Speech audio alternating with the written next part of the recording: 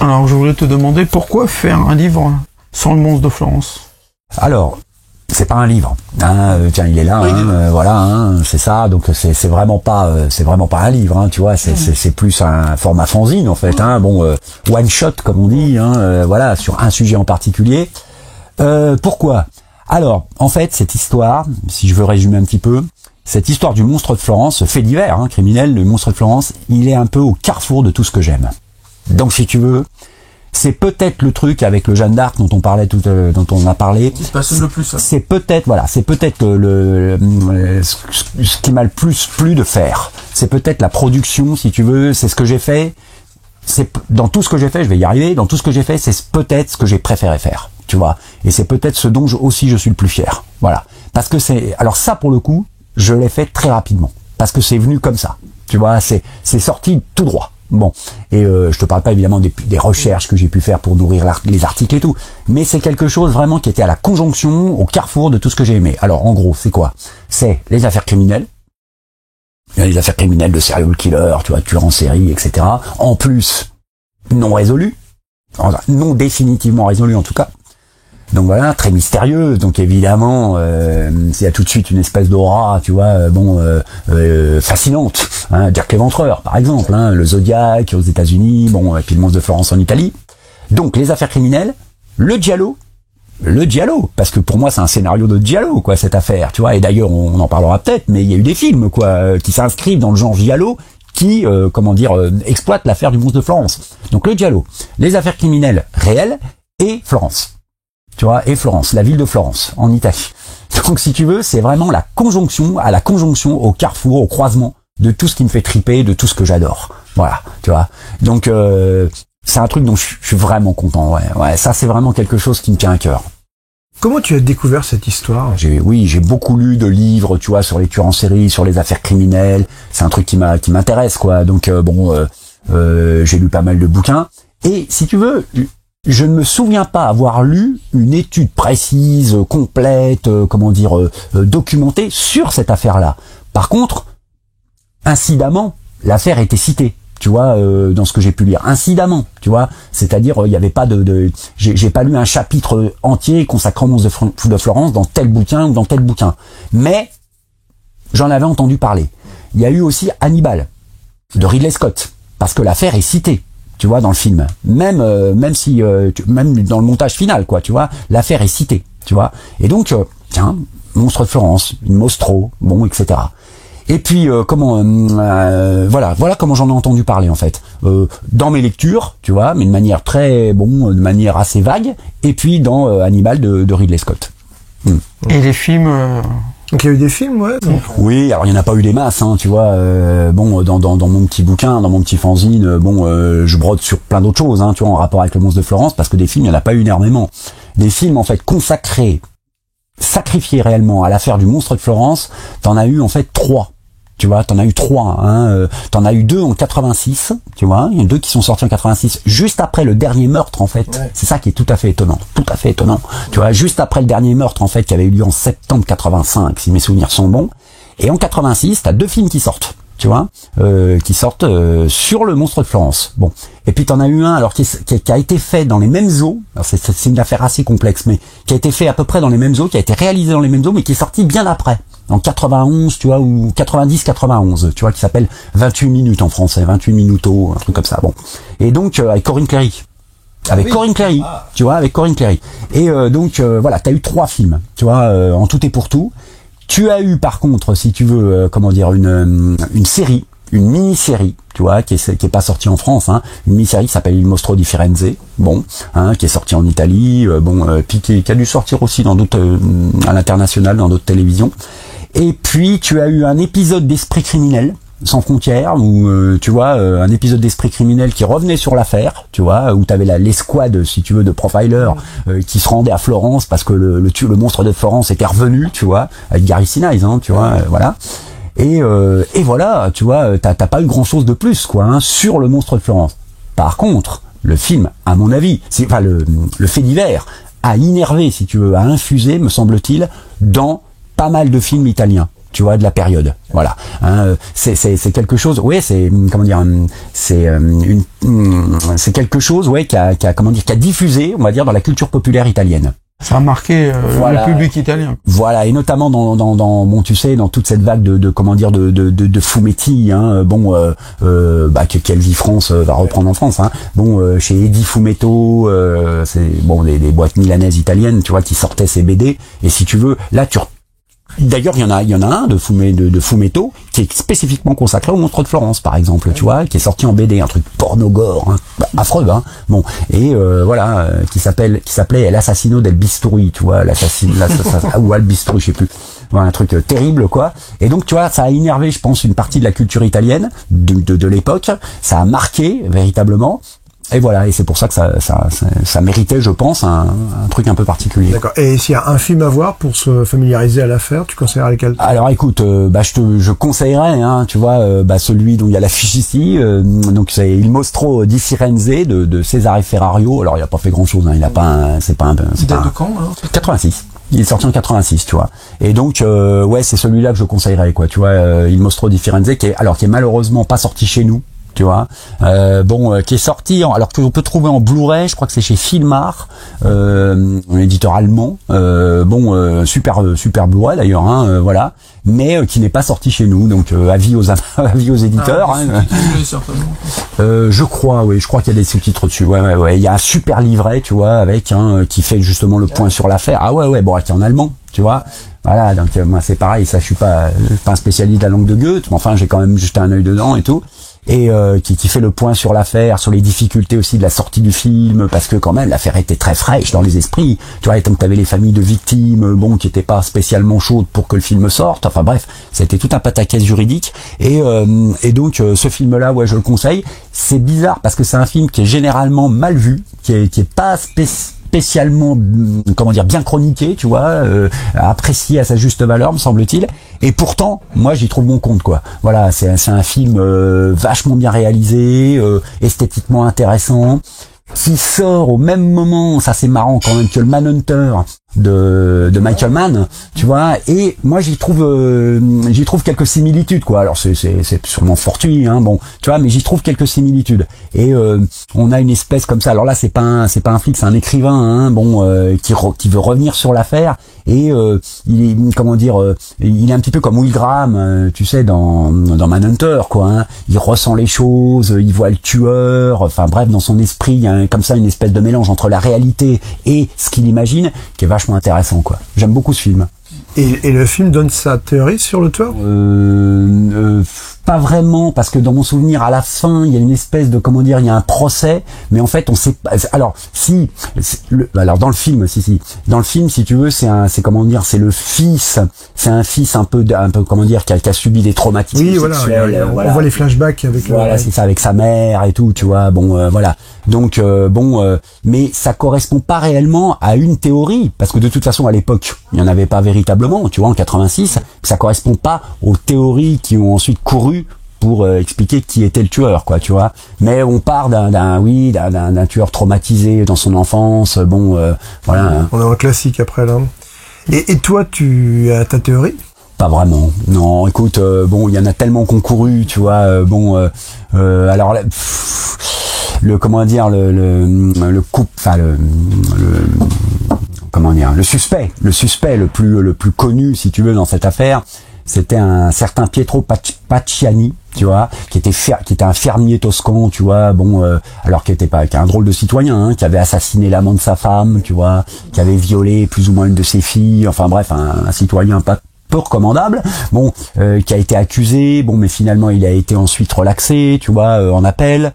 Après, t'as eu la théorie, alors t'as eu aussi une théorie incroyable de secte satanique. Tu vois, une secte satanique qui prélevait en fait sur les victimes féminines des parties de corps, quoi, tu vois. Alors c'était le sein gauche. Ouais. On a retrouvé beaucoup de victimes qui avaient le sein gauche qui avait été coupé et emporté, tu vois. Le pubis qui avait été arraché, si tu veux, et qui avait été emporté. C'était des mutilations sexuelles, hein, d'ordre sexuel, si tu veux. Et à un moment donné, il y a toute une théorie qui a couru sur laquelle c'était une secte satanique qui officiait donc dans les collines toscanes autour de Florence et qui, prélevait comme ça des parties intimes sur les femmes pour je ne sais quelle je ne sais quelle cérémonie ou pour je ne sais quelle décoction, tu vois. Bon, voilà. Voilà, t'as eu aussi, alors plus tard, t'as eu un légionnaire, tu vois, un militaire également qui a été soupçonné, tu vois, voilà, qui tournait pas rond visiblement. La dernière en date, oui, il me semble une des plus fraîches, c'est un plombier, tu vois, un plombier, je crois, de Florence, tu vois, mais qui est soupçonné aussi d'avoir assassiné des prostituées.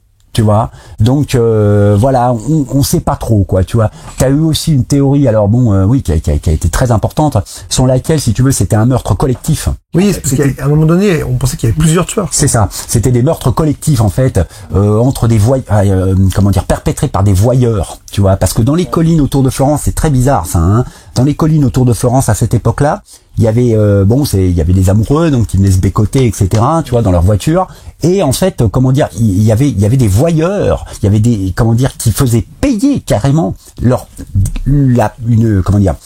place, des places pour pouvoir observer les gens en train de forniquer, tu vois, ou en train de se ploter, quoi, tu vois. Et donc voilà, c'est un truc très très glauque en fait, hein. Et il y a 3 personnes qui ont été plus ou moins soupçonnées, tu vois.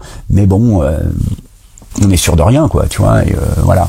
Est-ce que tu espères encore que ce soit élucidé un jour? Je l'espère pour les victimes, si tu veux, parce que c'est pas marrant, quoi. Il y a une Française, c'est ça qui... Alors, plus que... Oui, il y a le dernier couple, alors le dernier couple qui a été assassiné, si tu veux, en 85, c'est des Français, bien sûr, et c'est des gens qui venaient du Doubs. Et le mec venait d'Audincourt. Ah oui, c'est ça, oui. La patrie du Bloody Weekend. Et voilà, tu vois. Et c'est pour ça que, voilà, et j'en parle d'ailleurs, enfin, je fais un petit clin d'œil. Et le gars, tu vois, la malheureuse victime plutôt, venait d'Audincourt, tu vois. Et d'ailleurs, l'un de ses amis, qui devait être d'origine italienne, je crois, mais qui vivait dans le Doubs, a écrit un livre dessus. A écrit un livre qui est très difficile à trouver maintenant. Et donc il a écrit un livre sur toute l'affaire, qui s'appelait, je crois, de l'enquête criminelle au fiasco judiciaire, un truc comme ça. Le monstre de Florence, de l'enquête au fiasco judiciaire, parce que on n'a jamais trouvé, quoi, réellement qui c'était. Et donc, le dernier couple était un couple de Français, ouais, avec un crime particulièrement presque un truc de slasher, quoi, hein. Ils sont dans leur tente, tu sais, le tueur arrive, déchire la toile de tente au couteau, le mec s'enfuit, poursuivi dans la forêt. On le voit dans le film de Césarée. Ouais. Si, oui, c'est. Puis on voit surtout le premier, tu sais, en flashback, le premier soi-disant, enfin, ce qu'on considérait comme le premier double meurtre, tu vois, du tueur. Dans le film, je me rappelle, ça c'est vachement bien vu. Et donc, puis la femme ensuite a été également tuée, quoi. Ouais. Et je voulais demander par rapport à ce que tu as écrit, tu t'es vraiment inspiré, t'as relaté des faits réels, pas de dans l'enquête. Là, tu parles du carnage, là. Hein, ouais. Alors, ouais, parce que... Ah oui. Donc, cette histoire t'a inspiré un prochain roman? Oui. Ouais, voilà, c'est ça, qui s'appelle Firenze Rossa. Tu vois, Florence Rouge, quoi, hein. Et donc, je m'en suis inspiré forcément. Oui. Mon intrigue se situe en 1985, donc voilà, juste à la fin, hein, de la série de meurtres, la série de double meurtres. Et et effectivement, le monstre de Florence apparaît, si tu veux, dans le roman que j'ai écrit, avec quelqu'un qui lui succède. Enfin bon, j'en dis pas plus. Et donc, mon roman baigne dans cette atmosphère, très clairement. Très clairement. Je voulais te demander, il y a eu un scénario qui a été écrit avec Daria Nicolodi, t'étais au courant de... J'ai été au courant après la sortie de mon petit truc là sur le monstre de Florence, et j'ai un correspondant qui m'a envoyé une interview de Daria Nicolodi qu'elle avait donné, je ne sais plus pour quel livre, un livre qui est paru chez Profondo Rosso. Mais bon, ça me reviendra. Et où elle expliquait, qu'elle est florentine, donc bien sûr, elle est née là-bas. Voilà, elle est florentine de naissance et tout. Et c'est une affaire qui l'a beaucoup intéressée, visiblement, en tout cas d'après la lecture de l'interview. Et elle avait, selon ce qu'elle disait, elle avait des informations sur, si tu veux, cette affaire, sur peut-être l'identité du tueur ou des tueurs. Bon, et elle pensait en faire un film. Voilà. Mais elle a reçu des menaces. D'après, je vous répète ce que j'ai lu dans l'interview, hein. Mais ayant reçu des menaces, de journalistes notamment, c'est assez bizarre, elle a décidé d'abandonner le projet, quoi. T'étais au courant, je pense pas. Oui, j'étais très au courant parce qu'elle écrivait avec une amie florentine. C'est ça, voilà, tu vois. Et bon, alors, Daria Nicolodi, c'est marrant parce qu'elle a une connexion avec le monstre de Florence en dehors de cette affaire. C'est qu'elle joue, un petit rôle dans la série dont je parlais, là, c'est la mini-série télévisée, Il Mostro di Firenze, qui est vachement bien d'ailleurs, mais alors là, qui pour le coup est très réaliste, très très réaliste, enfin qui suit les événements vraiment. Et elle joue le rôle d'une médium qui va aider le héros à essayer de retrouver le tueur de sa fille. Voilà. Et elle joue le rôle d'une médium. Et elle qui était très versée, je crois, sur l'ésotérisme et tout ça, grande spécialiste. Voilà. Et donc c'est marrant quoi. Enfin c'est marrant. C'est intéressant quoi. Daria Nicolodi, un de ses derniers rôles, je crois. Hein. 2009. Ouais. Donc ton petit livre, livret, fanzine, on l'appelle comme on veut, il est épuisé aujourd'hui ? Ouais. Et on peut espérer qu'un jour ça ressorte ? Oui, je vais le retirer. Je vais le retirer. Et un ami a évoqué l'idée peut-être de sortir, si tu veux, le Firenze Rossa, tu sais, le livre Firenze Rossa, avec ça. En accompagnement, tu vois, avec le monstre de Florence en accompagnement à la limite. Et voilà. Et ça, ce serait effectivement une belle idée. Alors, je sais pas quelle forme ça prendrait, tu vois. Est-ce que ce serait dans le même livre ou est-ce que ce serait séparé, tu vois. Je sais pas exactement quelle forme ça prendrait, mais ce serait une idée effectivement, quoi. Tu vois, d'avoir un peu contextualiser encore une fois. Exactement, parce que ça mérite. Le roman, je m'en appelle. Bon. Peut-être qu'il mérite justement une contextualisation, parce que les gens qui sont totalement étrangers à l'affaire, à la limite, ça peut aider, quoi. Ça peut aider. Ouais. Et tu as tiré combien d'exemplaires ? Alors écoute, j'ai fait des retirages, tu vois. J'avais pas tiré à beaucoup d'exemplaires au départ. Hein. Je l'avais tiré, je crois, à 250 exemplaires, tu vois. Bon, parce que c'est quand même un truc très particulier, tu vois. Comment ? C'est pointu. Voilà, c'est ça. C'est un truc très particulier, tu vois. Ça n'intéresse pas forcément tout le monde. Hein, je comprends parfaitement. Et donc je l'avais tiré un peu, puis ensuite bon ça a été épuisé plusieurs fois on va dire, et donc j'ai fait des retirages. Donc en gros ouais peut-être je sais pas combien 350 exemplaires, tu vois, maximum hein, 350 exemplaires. Ouais. Mis en page et maquetté par Riggs Mordo toujours hein, qui a fait un travail super, et c'est le premier truc en fait que je sors en couleur. Ah oui, entièrement couleur. Entièrement couleur, tu vois. C'était le premier truc que je sortais en couleur. Les Videotopsies, ça a toujours été noir et blanc, hein. Mais celui-là, c'était, comme il était pas très gros, tu vois, au niveau prix, c'était relativement abordable. Donc, j'ai sorti en couleur. En fait, quand je dis pointu, c'est que c'est pas connu, parce que c'est passionnant. Une fois qu'on découvre, c'est passionnant. Ouais. Mais personnellement, je connaissais pas du tout l'affaire. Je suis pas versé dans. Et par contre, une fois qu'on découvre ça, on a envie d'en savoir plus. C'est vrai que je pense, on a envie de creuser. Surtout, c'est le côté non élucidé. C'est ça qui est passionnant. Quoi. Tu sais qu'il y a même eu, bon alors c'est un peu farfelu, mais bon, va savoir. Il y a même eu des théories, sont lesquelles, si tu veux, en fait, celui qui officiait dans les collines autour de Florence, c'était le Zodiac. Le tueur américain, tu vois, c'était le Zodiac qui avait migré en quelque sorte, si tu veux, sur le vieux continent, quoi, tu vois, pour continuer ses forfaits. Donc c'est marrant parce que le mode opératoire, si tu veux, la manière de tuer, etc., pouvait ressembler, si tu veux, au mode opératoire du Zodiac, quoi, des années avant. Donc voilà, quoi, le mystère reste entier, quoi. Et bon. Ça donne tout de suite un côté plus fascinant à l'affaire, évidemment, comme Jack l'Éventreur, quoi. Moi, je prie pour qu'on ne trouve jamais qui c'est vrai, qui c'est réellement, quoi. Et c'est vraiment une affaire qui a marqué l'Italie, alors. Ah ouais, écoute, j'ai eu la chance de communiquer avec avec une correspondante, tu vois, hein, sur Facebook, qui a vécu à Florence, tu vois, et qui a vécu à cette période-là, tu vois. Et elle me parlait de l'impact que ça avait eu, quoi, tu vois. Et donc ça a eu énormément d'impact, bien sûr, dans la presse de l'époque, Ah oui, j'ai vu des vieilles images, des images d'archives, si tu veux, quand le fameux suspect là, hein, le principal suspect de l'affaire, qui a été gracié, je crois, enfin pas gracié, qui a été innocenté en 1996, je crois, quand il sort du tribunal, quand il arrive et tout, t'as des gens autour, t'as carrément des gens qui s'étaient fait pour le défendre, ce mec, qui ne pensait pas qu'il était coupable, qui s'étaient fait des t-shirts, quoi, hein, I love Pacciani, quoi, hein, voilà, c'était presque politique, quoi, hein, ça a vraiment marqué, quoi, hein. Puis je te dis, j'en parle un petit peu dans le bouquin, ça a aussi un petit peu diffusé dans la production horrifique, tu vois. Pas clairement, mais tu retrouvais des situations. Alors je sais pas si c'est conscient ou inconscient, tu vois, mais tu retrouvais dans certains films, tu vois, je pense notamment à Giallo de Lamberto Bava, des scènes, si tu veux, des séquences qui pouvaient rappeler, si tu veux, certains éléments que tu trouvais réellement dans l'affaire du monstre de Florence. C'est rentré dans l'ADN en fait du cinéma. Voilà, tu vois, je pense, tu vois, et donc c'est d'autant. Alors là, bon, puis après j'arrête d'en parler mais c'est un truc qui vraiment m'intéresse. D'autant, si tu veux. Alors là, c'est encore plus fou, c'est que tu as eu, notamment un avocat qui avait fait toute une théorie selon laquelle le tueur, ou les tueurs, mais le tueur, s'inspirait de films. Ah oui. Tu vois, pour tuer, s'inspirait de films, notamment de Maniac. Tu vois, de Maniac, de William Lustig, hein. Bon, qu'il avait vu et tout. On a essayé de reconstituer les années de sortie, les mois de sortie, si tu veux, de certains films, et de voir si ça correspondait avec les dates de meurtre. Mais un truc sérieux, il y a des bouquins qui étaient écrits là-dessus, tu vois. Le dernier meurtre, par exemple, c'était, il avait fait un parallèle avec les Griffes de la nuit. Tu vois, avec les Griffes de la nuit. Tu sais, quand t'as la scène de onirique où tu vois Freddy, tu sais, qui, au-dessus du lit, là. Exactement, au-dessus du lit, tu sais, et puis tu vois vaguement les griffes là, etc. Et ben, ça faisait penser, si tu, alors c'est un peu tiré par les cheveux, mais ça faisait penser, si tu veux, à la fameuse tente dont je te parlais, qui avait été déchirée, tu vois, au couteau, quoi, tu vois. Enfin, des trucs incroyables, tu vois, incroyables. C'est. Et puis quand tu regardes certains giallo, tu vois. Du milieu des années 70, on va dire, parce qu'il a commencé à tuer. On n'est pas très sûr, mais soit 68, soit 1974, si tu veux. Mais quand tu regardes certains giallo, genre Torso, par exemple, il y a des choses, quoi, tu vois, mais vraiment, quoi, tu vois. Alors, est-ce qu'il s'en est inspiré? Est-ce que ça a inspiré, tu vois? C'est tout un...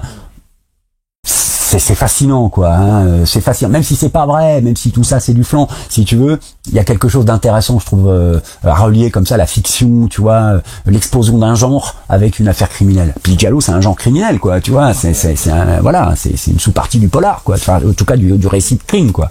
Donc, c'est intéressant. Et puis aussi, ce qui est intéressant, c'est qu'on l'a pas trouvé, quoi. Oui, voilà, bah tu vois ça. Alors bon, attention, hein, t'en as sûrement certains qui vont te dire c'est un tel, mais officiellement, si tu veux, pour l'instant, voilà, c'est ça, tu vois. Et les Américains qui recyclent tout, donc il a croisé Hannibal le cannibale. Voilà, tu vois. Alors ça, c'est pareil. Bon, moi, le Hannibal de Ridley Scott, hein, si tu veux, c'est un film que j'adore. Je me demande même si je le préfère pas au Silence des agneaux, tu vois. Ouais, parce que pour moi, c'est vraiment un film presque en roue libre, tu vois. C'est presque latin, quoi, comme film, plus qu'américain. Bon, ça se passe en partie à Florence, hein, évidemment. Et donc, oui, tu as des références à l'affaire Il Mostro, enfin Monstre de Florence, dans le film de Ridley Scott. Hein, à un moment donné, quand t'as l'inspecteur qui va enquêter là, sur Hannibal, quoi, qui arrive, je crois que c'est au Palazzo Vecchio, et à un moment donné, t'as Hannibal qui, de manière un peu fielleuse, lui dit mais vous n'étiez pas sur l'affaire Il Mostro, c'est pas vous qui avez échoué sur l'affaire Il Mostro. Et tu vois, l'affaire Il Mostro, c'est le Monstre de Florence, tu vois. Et le Monstre de Florence, dans le scénario, apparaît. Oui. Il apparaît dans le film. Il s'en a inspiré, peut-être. Ah bah, si tu veux, moi, le bouquin de Thomas Harris, il apparaît beaucoup plus que dans le film, si tu veux. L'affaire est vraiment en sous-texte, si tu veux, et c'est vraiment le sous-texte du bouquin, quoi. Tu vois, un des sous-textes du livre, si tu veux. Dans le film, quand tu regardes, je ne sais plus quelle édition, t'as les scènes coupées. Et dans les scènes coupées, tu t'aperçois, en fait, que l'affaire du Monstre de Florence était beaucoup plus exploitée. Ah oui. Tu vois. Et alors dans le montage final, le montage qu'on connaît, si tu veux, il apparaît. Et c'est cette espèce de technicien, je sais pas si vous vous rappelez, c'est des détails, hein, mais c'est cette espèce de technicien de surface qui est dans le palais où travaille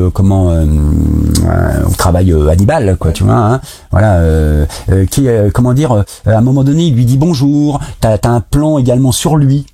Un plan de coupe un peu, tu vois, tu te dis mais pourquoi ce personnage-là, tu vois. Et en fait, quand tu regardes les scènes coupées, ce personnage-là a plus d'importance que dans le montage final. Donc tu comprends pas tellement pourquoi Ridley Scott insiste vaguement sur ce personnage, mais quand tu regardes les scènes coupées, tu comprends pourquoi. Tu vois. Et en fait, tu t'aperçois que c'était lui le Monstre de Florence. Qu'en fait, Hannibal Lecter était en connexion avec le Monstre de Florence. Voilà. Hein, c'est fou ça. Hein. Et d'ailleurs dans l'édition DVD, dans l'édition DVD, tu as une espèce de coupure de presse, tu vois, dans le petit livret, qui parle du Monstre de Florence. Tu vois. Donc c'est vraiment un truc. Il avait expliqué dans une interview Ridley Scott pourquoi il avait coupé toutes les scènes en rapport avec le Monstre de Florence, parce que ça aurait, si tu veux, complexifié l'intrigue, tu vois, ça aurait fait trop, quoi, hein, au niveau compréhension. Mais c'est vachement intéressant, quoi. Ouais.